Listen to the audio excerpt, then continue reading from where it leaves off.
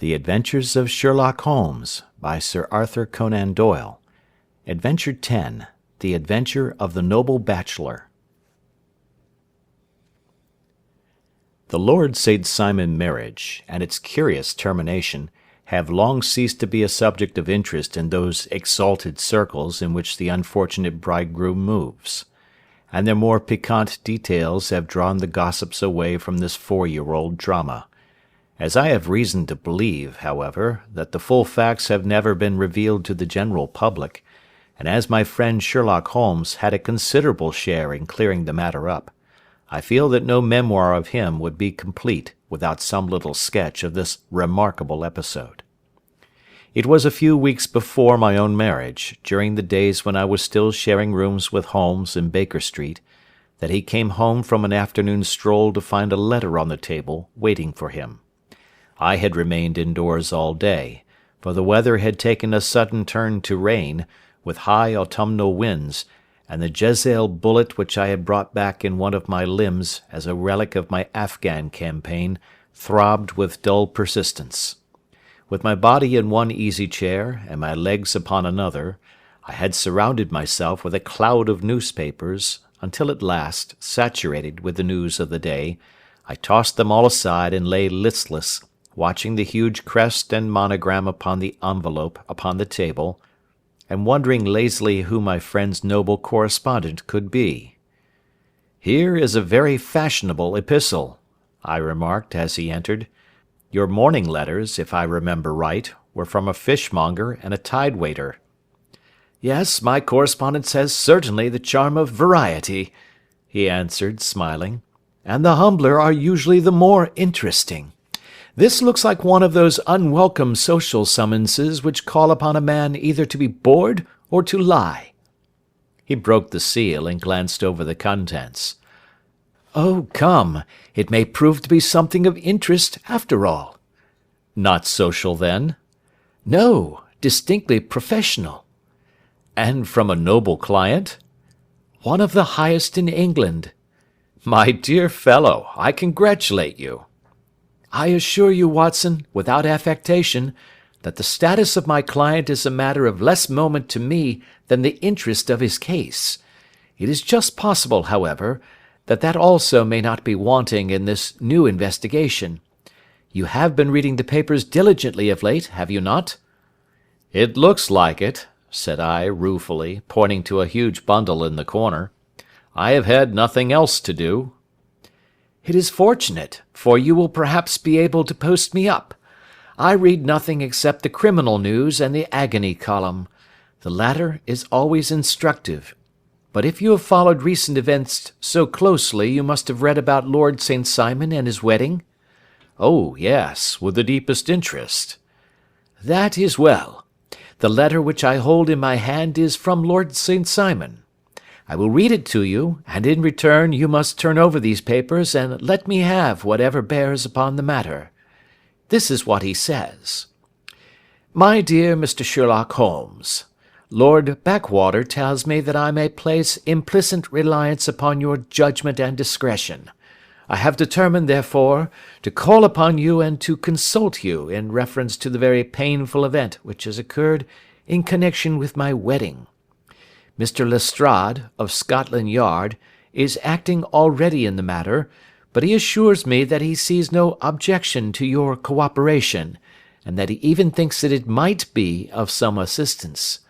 I will call at 4 o'clock in the afternoon, and should you have any other engagement at that time, I hope that you will postpone it, as this matter is of paramount importance. Yours faithfully, St. Simon."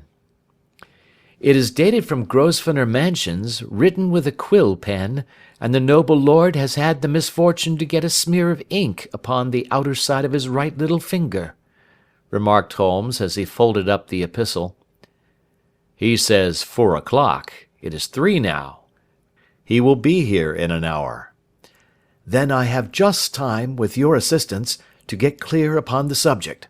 Turn over those papers and arrange the extracts in their order of time, while I take a glance as to who our client is." He picked a red-covered volume from a line of books of reference beside the mantelpiece.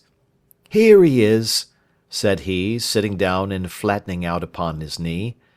"Lord Robert Walsingham de Vere St. Simon, second son of the Duke of Balmoral. Arms, azure, 3 caltrops in chief over a fess sable. Born in 1846. He's 41 years of age, which is mature for marriage. Was Under-Secretary for the Colonies in a late administration. The Duke, his father, was at one time Secretary for Foreign Affairs. They inherit Plantagenet blood by direct descent, and Tudor on the distaff side. Ha! Well, there is nothing very instructive in all this. I think that I must turn to you, Watson, for something more solid." "I have very little difficulty in finding what I want," said I, "for the facts are quite recent, and the matter struck me as remarkable. I feared to refer them to you, however, as I knew that you had an inquiry on hand, and that you disliked the intrusion of other matters." "Oh, you mean the little problem of the Grosvenor Square furniture van. That is quite cleared up now, though indeed it was obvious from the first. Pray give me the results of your newspaper selections." "Here is the first notice which I can find. It is in the personal column of the Morning Post, and dates, as you see, some weeks back. A marriage has been arranged, it says, and will, if rumour is correct, very shortly take place between Lord Robert St. Simon, second son of the Duke of Balmoral, and Miss Hattie Doran, the only daughter of Aloysius Doran, Esquire, of San Francisco, California, USA. That is all." "Terse and to the point," remarked Holmes, stretching his long thin legs towards the fire. "There was a paragraph amplifying this in one of the society papers of the same week. Ah, here it is. There will soon be a call for protection in the marriage market, for the present free trade principle appears to tell heavily against our home product. One by one the management of the noble houses of Great Britain is passing into the hands of our fair cousins from across the Atlantic. An important addition has been made during the last week to the list of the prizes which have been borne away by these charming invaders. Lord St. Simon, who has shown himself for over 20 years proof against the little god's arrows, has now definitely announced his approaching marriage with Miss Hattie Doran, the fascinating daughter of a California millionaire. Miss Doran, whose graceful figure and striking face attracted much attention at the Westbury House festivities, is an only child, and is currently reported that her dowry will run to considerably over the 6 figures, with expectancies for the future. As it is an open secret that the Duke of Balmoral has been compelled to sell his pictures within the last few years, and as Lord St. Simon has no property of his own save the small estate of Birchmoor, it is obvious that the Californian heiress is not the only gainer by an alliance which will enable her to make the easy and common transition from a Republican lady to a British peeress. "Anything else?" asked Holmes, yawning. "Oh, yes, plenty. Then there is another note in the Morning Post to say that the marriage would be an absolutely quiet one, that it would be at St. George's, Hanover Square, that only half a dozen intimate friends would be invited, and that the party would return to the furnished house at Lancaster Gate which has been taken by Mr. Aloysius Doran. 2 days later, that is, on Wednesday last, there is a curt announcement that the wedding had taken place, and that the honeymoon would be passed at Lord Backwater's place, near Petersfield. Those are all the notices which appeared before the disappearance of the bride." "Before the what?" asked Holmes with a start. "The vanishing of the lady." "When did she vanish, then?" "At the wedding breakfast." "Indeed! This is more interesting than it promised to be. Quite dramatic, in fact." "Yes, it struck me as being a little out of the common." "They often vanish before the ceremony, and occasionally during the honeymoon, but I cannot call to mind anything quite so prompt as this. Pray let me have the details." "I warn you that they are very incomplete." "Perhaps we might make them less so." Such as they are set forth in a single article of a morning paper of yesterday, which I will read to you. It is headed, "Singular Occurrence at a Fashionable Wedding." The family of Lord Robert St. Simon has been thrown into the greatest consternation by the strange and painful episodes which have taken place in connection with his wedding. The ceremony, as shortly announced in the papers of yesterday, occurred on the previous morning, but it is only now that it has been possible to confirm the strange rumours which have been so persistently floating about. In spite of the attempts of the friends to hush the matter up, so much public attention has now been drawn to it that no good purpose can be served by affecting to disregard what is a common subject for conversation. The ceremony, which was performed at St. George's, Hanover Square, was a very quiet one, no one being present save the father of the bride, Mr. Aloysius Doran, the Duchess of Balmoral, Lord Backwater, Lord Eustace and Lady Clara St. Simon, the younger brother and sister of the bridegroom, and Lady Alicia Whittington. The whole party proceeded afterwards to the house of Mr. Aloysius Doran at Lancaster Gate, where breakfast had been prepared. It appears that some little trouble was caused by a woman, whose name has not been ascertained, who endeavoured to force her way into the house after the bridal party, alleging that she had some claim upon Lord St. Simon. It was only after a painful and prolonged scene that she was ejected by the butler and the footman.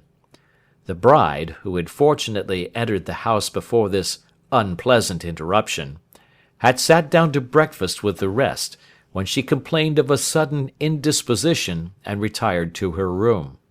Her prolonged absence having caused some comment, her father followed her, but learned from her maid that she had only come up to her chamber for an instant, caught up an ulster and bonnet, and hurried down to the passage.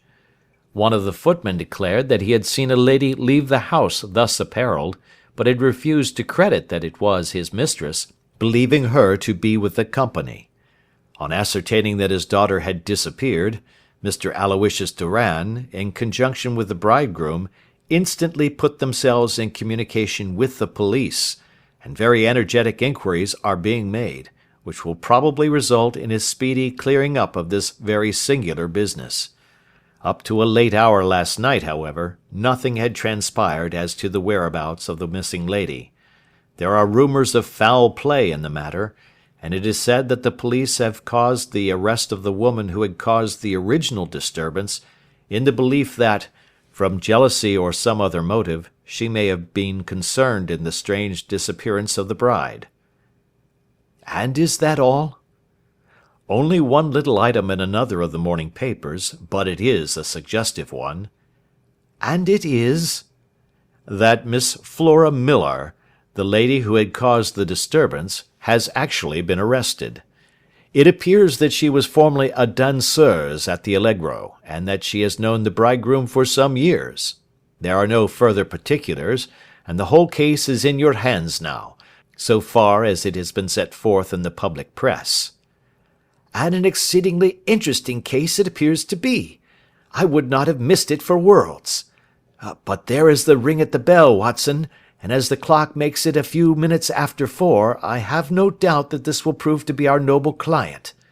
Do not dream of going, Watson, for I very much prefer having a witness, if only as a check to my own memory. Lord Robert St. Simon, announced our page boy, throwing open the door.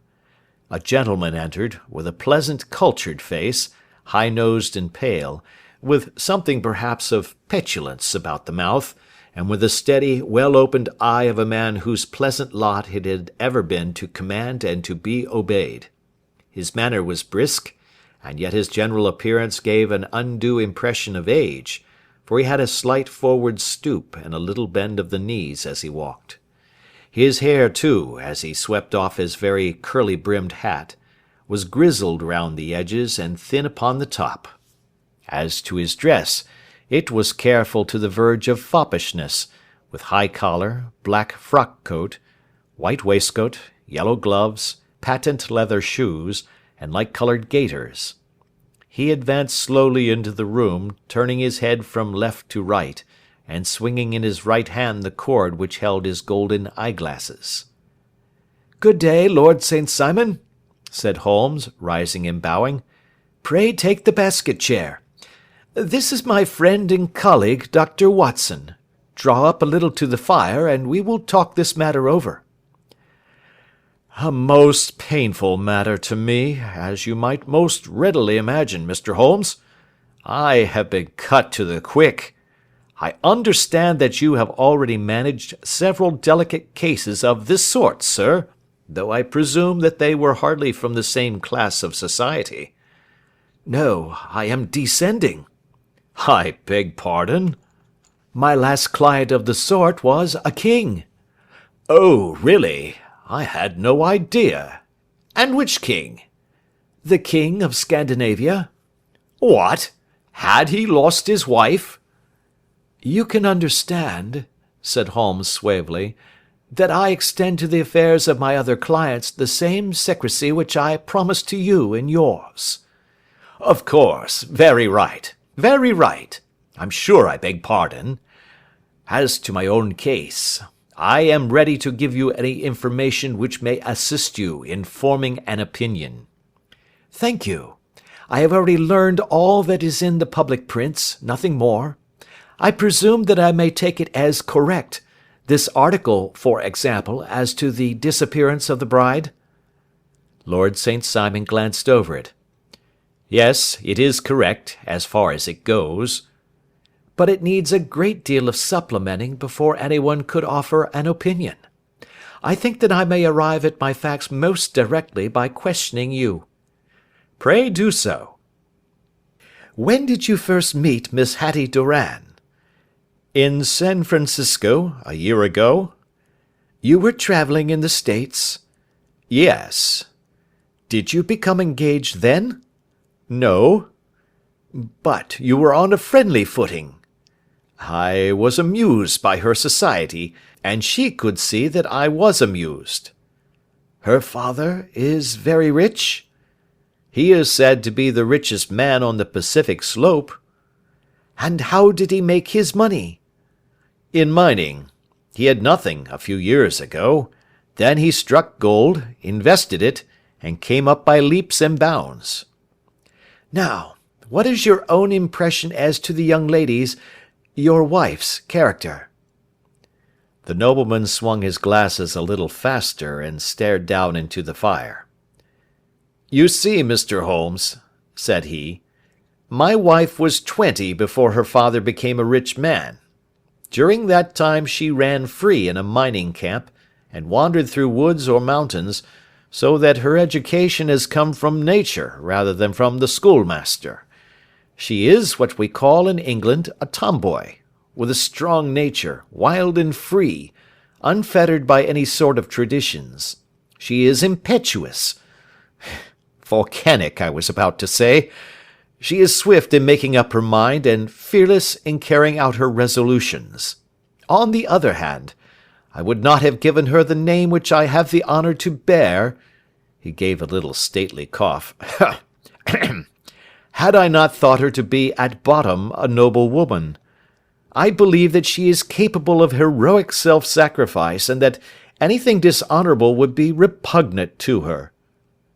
"Have you her photograph?" "I brought this with me." He opened a locket and showed us the full face of a very lovely woman. It was not a photograph, but an ivory miniature, and the artist had brought out the full effect of the lustrous black hair, the large dark eyes, and the exquisite mouth. Holmes gazed long and earnestly at it. Then he closed the locket and handed it back to Lord St. Simon. "The young lady came to London, then, and you renewed your acquaintance?" "Yes, her father brought her over for this last London season. I met her several times, became engaged to her, and have now married her." "She brought, I understand, a considerable dowry?" "A fair dowry. Not more than is usual in my family." "And this, of course, remains to you, since the marriage is a fait accompli?" I really have made no inquiries on the subject." "Very naturally not. Did you see Miss Doran on the day before the wedding?" "Yes." "Was she in good spirits?" "Never better. She kept talking of what we should do in our future lives." "Indeed, that is very interesting. And on the morning of the wedding?" "She was as bright as possible, at least until after the ceremony." "And did you observe any change in her then?" "Well, to tell the truth, I saw then the first signs that I had ever seen, that her temper was just a little sharp. The incident, however, was too trivial to relate, and can have no possible bearing upon the case." "Pray let us have it for all that." "Oh, it is childish. She dropped her bouquet as we went towards the vestry. She was passing the front pew at the time, and it fell over into the pew. There was a moment's delay, but the gentleman in the pew handed it up to her again, and it did not appear to be the worse for the fall.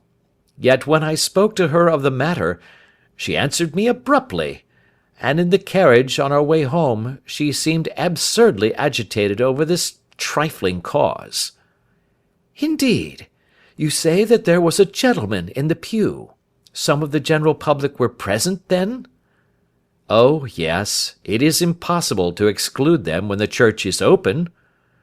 "This gentleman was not one of your wife's friends?" "No, no. I call him a gentleman by courtesy, but he was quite a common-looking person. I hardly noticed his appearance. But really I think that we are wandering rather far from the point." "Lady St. Simon, then, returned from the wedding in a less cheerful frame of mind than she had gone to it. What did she do on re-entering her father's house?" "I saw her in conversation with her maid." "And who is her maid?" "Alice is her name. She is an American and came from California with her." "A confidential servant?" "A little too much so. It seemed to me that her mistress allowed her to take great liberties. Still, of course, in America they look upon these things in a different way." "How long did she speak to this Alice?" "Oh, a few minutes. I had something else to think of." "You did not overhear what they said?" "Lady St. Simon said something about jumping a claim. She was accustomed to use slang of the kind. I have no idea what she meant." "American slang is very expressive sometimes. And what did your wife do when she finished speaking to her maid?" "She walked into the breakfast room." "On your arm?" "No, alone. She was very independent in little matters like that. Then, after we had sat down for 10 minutes or so, she rose hurriedly, muttered some words of apology, and left the room. She never came back."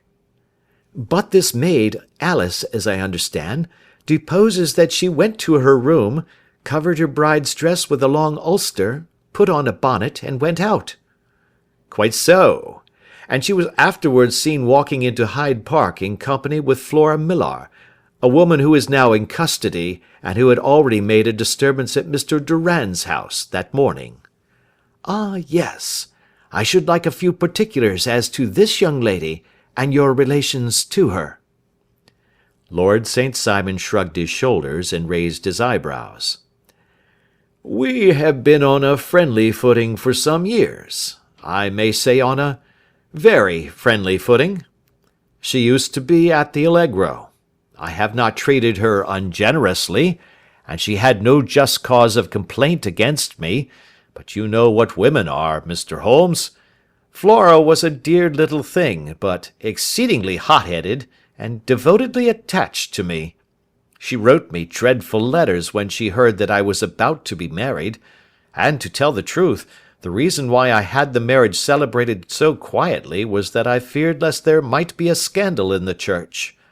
She came to Mr. Durand's door just after we returned, and she endeavoured to push her way in, uttering very abusive expressions towards my wife, and even threatening her, but I had foreseen the possibility of something of the sort, and I had 2 police fellows there in private clothes who soon pushed her out again.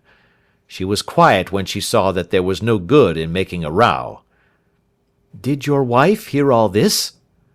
"No, thank goodness, she did not." "And she was seen walking with this very woman afterwards?" "Yes, that is what Mr. Lestrade, of Scotland Yard, looks upon as so serious. It is thought that Flora decoyed my wife out and laid some terrible trap for her." "Well, it is a possible supposition." "You think so, too?" "I did not say a probable one. But you did not yourself look upon this as likely?" "I do not think Flora would hurt a fly." "Still, jealousy is a strange transformer of characters. Pray, what is your own theory as to what took place?" "Well, really, I came to seek a theory, not to propound one. I have given you all the facts. Since you ask me, however, I may say that it has occurred to me as possible that the excitement of this affair, the consciousness that she had made so immense a social stride, had the effect of causing some little nervous disturbance in my wife." "In short, that she had become suddenly deranged?" "Well, really, when I consider that she has turned her back, I will not say upon me, but upon so much that many have aspired to without success, I can hardly explain it in any other fashion." "Well, certainly that is also a conceivable hypothesis," said Holmes, smiling. "And now, Lord St. Simon, I think that I have nearly all my data. May I ask whether you were seated at the breakfast table so that you could see out of the window?" "We could see the other side of the road and the park." "Quite so. Then I do not think that I need to detain you longer. I shall communicate with you." "Should you be fortunate enough to solve this problem," said our client, rising. "I have solved it." "Eh? What was that?" "I say that I have solved it." "Where, then, is my wife?" "That is a detail which I shall speedily supply." Lord St. Simon shook his head. "I am afraid that it will take wiser heads than yours or mine," he remarked, and bowing in a stately, old-fashioned manner, he departed. "It is very good of Lord St. Simon to honour my head by putting it on a level with his own," said Sherlock Holmes, laughing. "I think that I shall have a whisky and soda and a cigar after all this cross-questioning. I had formed my conclusions as to the case before our client came into the room." "My dear Holmes!" "I have notes of several similar cases, though none, as I remarked before, which were quite as prompt. My whole examination served to turn my conjecture into a certainty. Circumstantial evidence is occasionally very convincing, as when you find a trout in the milk, to quote Thoreau's example." "But I have heard all that you have heard." "Without, however, the knowledge of pre-existing cases which serves me so well. There was a parallel instance in Aberdeen some years back, and something on very much the same lines at Munich the year after the Franco-Prussian War. It is one of these cases. But hello, here is Lestrade. Good afternoon, Lestrade. You will find an extra tumbler upon the sideboard, and there are cigars in the box." The official detective was attired in a pea-jacket and cravat, which gave him a decidedly nautical appearance, and he carried a black canvas bag in his hand. With a short greeting he seated himself and lit the cigar which had been offered to him. "What's up, then?" asked Holmes, with a twinkle in his eye. "You look dissatisfied." "And I feel dissatisfied. It is this infernal St. Simon marriage case. I can make neither head nor tail of the business." "Really, you surprise me."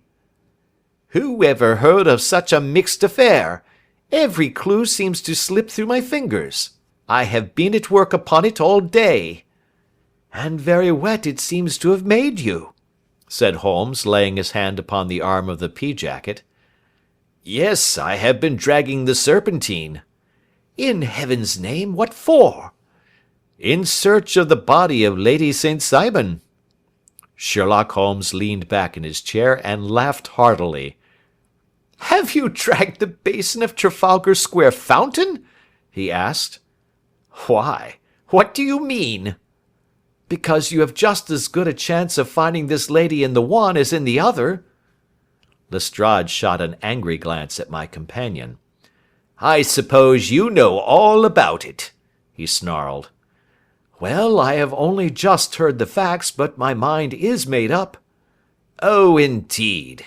Then you think that the Serpentine plays no part in the matter?" "I think it very unlikely." "Then perhaps you will kindly explain how it is that we found this in it?" He opened his bag as he spoke, and tumbled onto the floor a wedding dress of watered silk, a pair of white satin shoes, and a bride's wreath and veil, all discoloured and soaked in water. "There," said he, putting a new wedding ring upon the top of the pile, "there is a little nut for you to crack, Master Holmes." "Oh, indeed," said my friend, blowing blue rings into the air. "You dragged them from the Serpentine?" "No, they were found floating near the margin by a park keeper.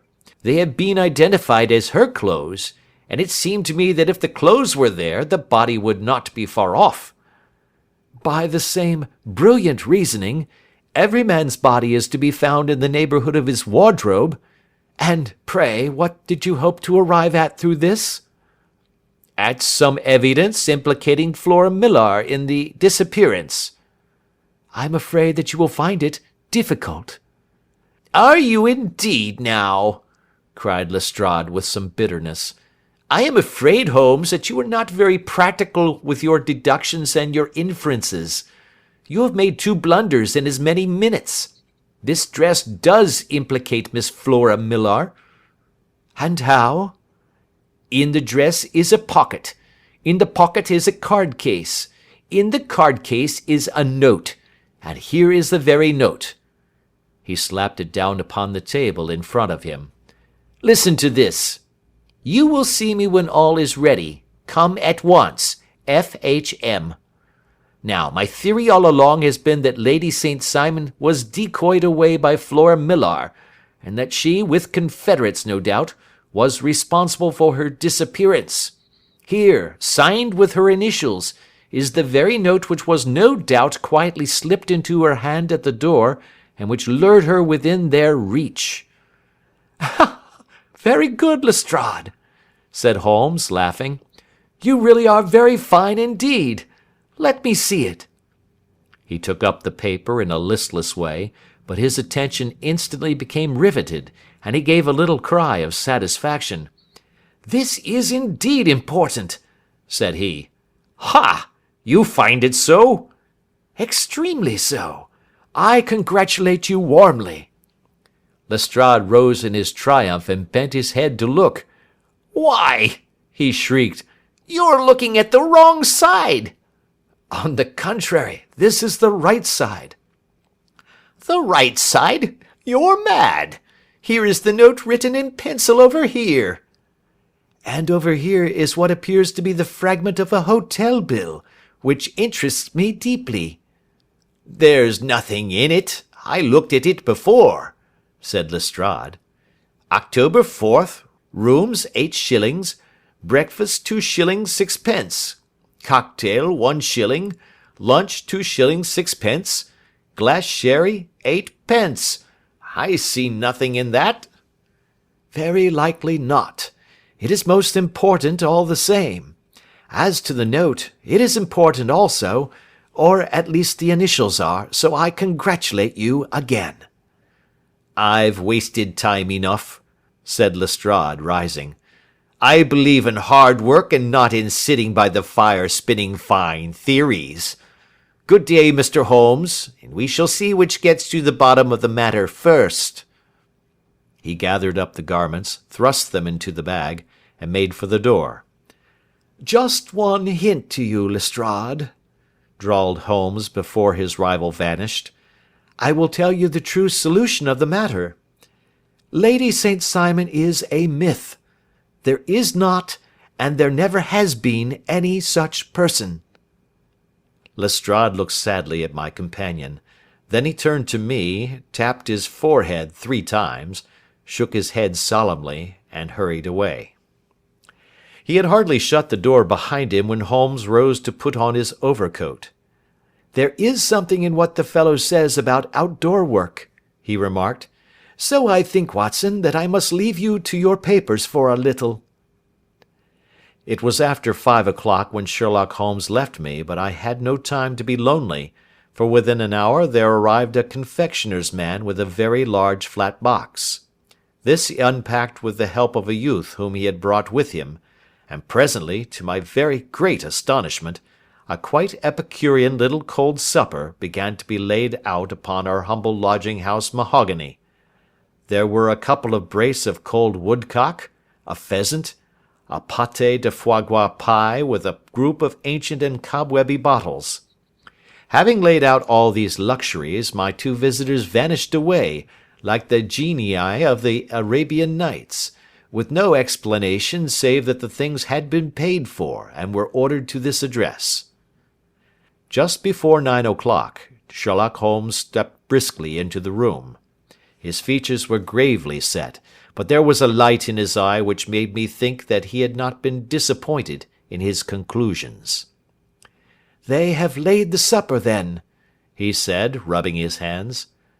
"You seem to expect company. They have laid for 5. "Yes, I fancy we may have some company dropping in," said he. "I am surprised that Lord St. Simon has not already arrived. Ha! I fancy that I hear his step now upon the stairs."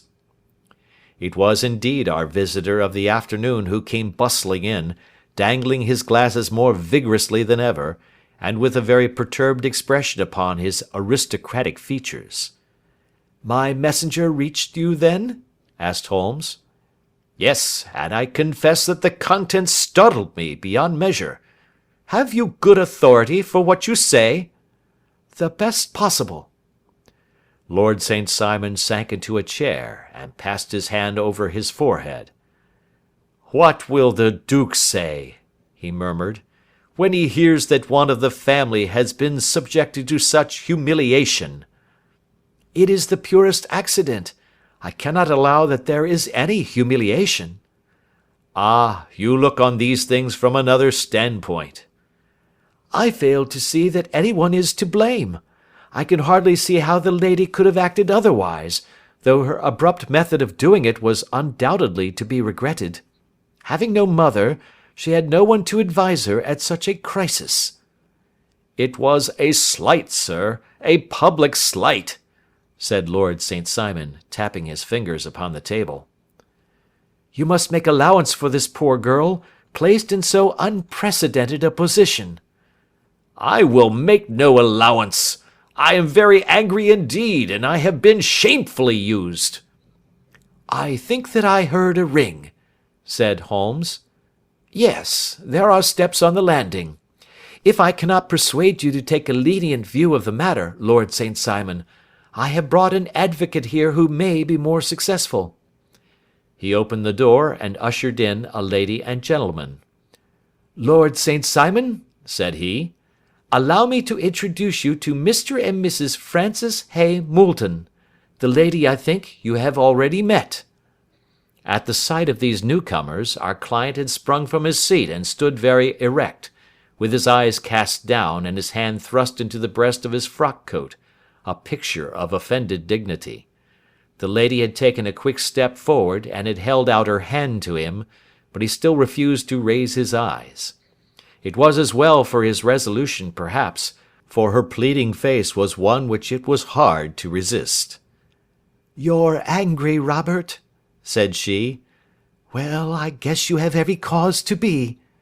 "Pray make no apology to me," said Lord St. Simon bitterly.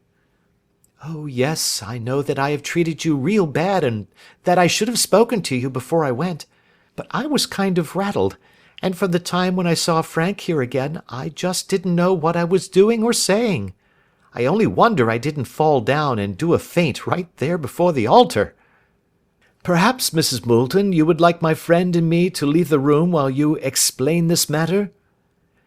"If I may give an opinion," remarked the strange gentleman, We've just had a little too much secrecy over this business already. For my part, I should like all Europe and America to hear the rights of it."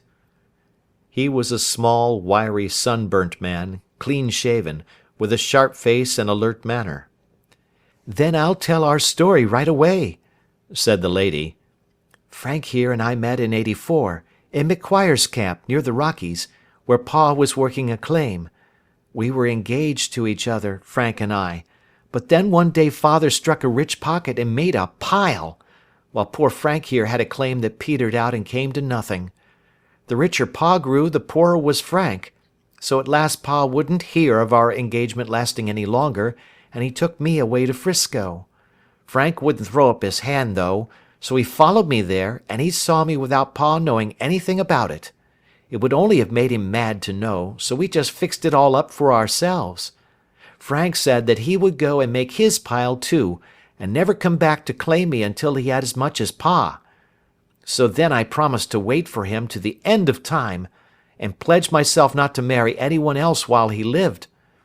'Why shouldn't we be married right away then?' said he, 'and then I will feel sure of you, and I won't claim to be your husband until I come back.' Well, we talked it over, and he had fixed it all up so nicely, with a clergyman all ready and waiting, that we just did it right there, and then Frank went off to seek his fortune, and I went back to Pa. The next I heard of Frank was that he was in Montana, and then he went prospecting in Arizona, and then I heard of him from New Mexico. After that came a long newspaper story about how a miners' camp had been attacked by Apache Indians, and there was my Frank's name among the killed. I fainted dead away, and I was very sick for months after. Pa thought I had a decline and took me to half the doctors in Frisco. Not a word of news came for a year and more, so that I never doubted that Frank was really dead. Then Lord St. Simon came to Frisco, and we came to London, and a marriage was arranged, and Pa was very pleased, but I felt all the time that no man on this earth would ever take the place in my heart that had been given to my poor Frank. Still, if I had married Lord St. Simon, of course I'd have done my duty by him. We can't command our love, but we can our actions. I went to the altar with him with the intention to make him just as good a wife as it was in me to be. But you may imagine what I felt when, just as I came to the altar rails, I glanced back and saw Frank standing and looking at me out of the first pew. I thought it was his ghost at first, but when I looked again, there he was still, with a kind of question in his eyes, as if to ask me whether I was glad or sorry to see him. I wonder I didn't drop. I know that everything was turning round, and the words of the clergyman were just like the buzz of a bee in my ear. I didn't know what to do. Should I stop the service and make a scene in the church?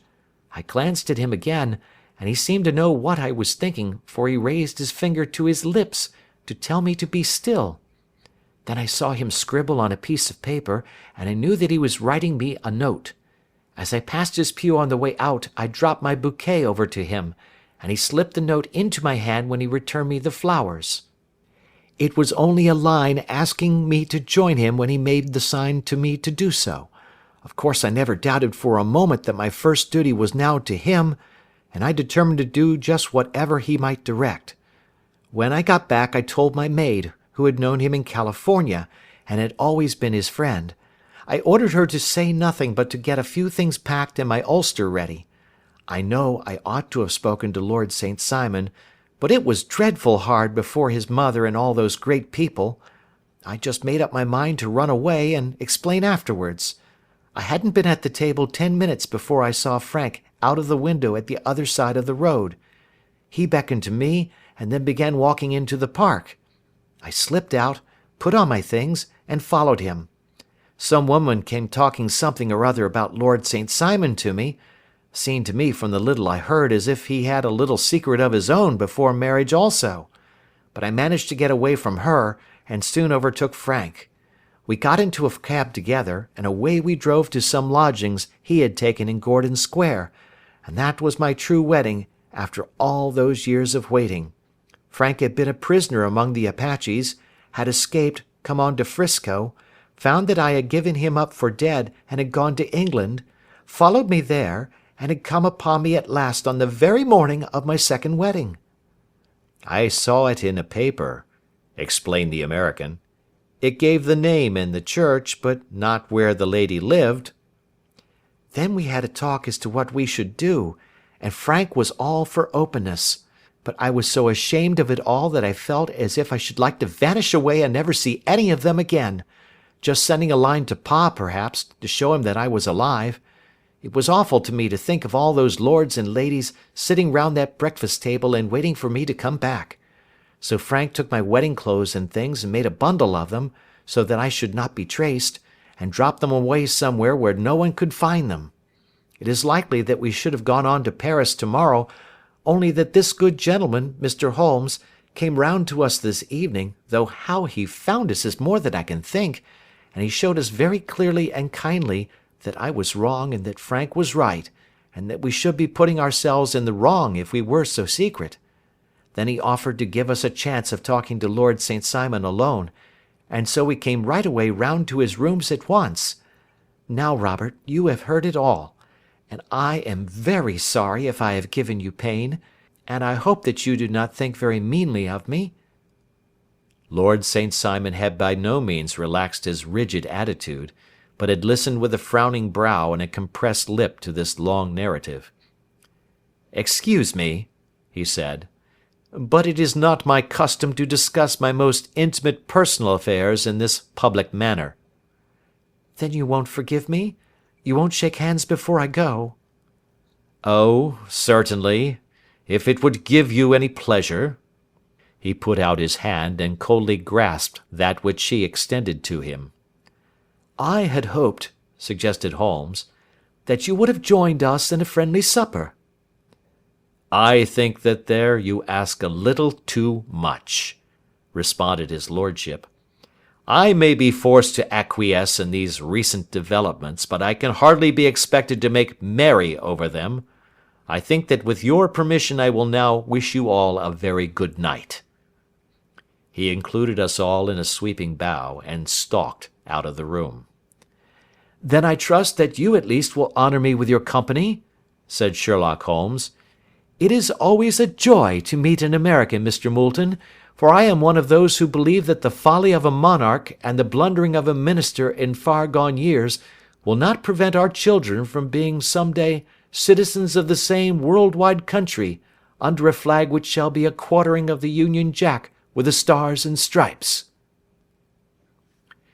"The case has been an interesting one," remarked Holmes when our visitors had left us, "because it serves to show very clearly how simple the explanation may be of an affair which at first sight seems to be almost inexplicable. Nothing could be more natural than the sequence of events as narrated by this lady, and nothing stranger than the result when viewed, for instance, by Mr. Lestrade of Scotland Yard." "You were not yourself at fault at all, then?" "From the first, two facts were very obvious to me. The one, that the lady had been quite willing to undergo the wedding ceremony. The other, that she had repented of it within a few minutes of returning home. Obviously something had occurred during the morning, then, to cause her to change her mind. What could that something be? She could not have spoken to anyone when she was out, for she had been in the company of the bridegroom. Had she seen someone then? If she had, it must be someone from America, because she had spent so short a time in this country that she could hardly have allowed anyone to acquire so deep an influence over her that the mere sight of him would induce her to change her plans so completely. You see, we have already arrived, by a process of exclusion, at the idea that she might have seen an American. Then who could this American be, and why should he possess so much influence over her? It might be a lover. It might be a husband. Her young womanhood had, I knew, been spent in rough scenes and under strange conditions. So far I had got before I ever heard Lord St. Simon's narrative. When he told us of a man in a pew, of the change in the bride's manner, of so transparent a device for obtaining a note as the dropping of a bouquet, of her resort to her confidential maid, and of her very significant allusion to claim-jumping, which in miners' parlance means taking possession of that which another person has a prior claim to. The whole situation became absolutely clear. She had gone off with a man, and the man was either a lover or a previous husband, the chances being in favour of the latter. And how in the world did you find them?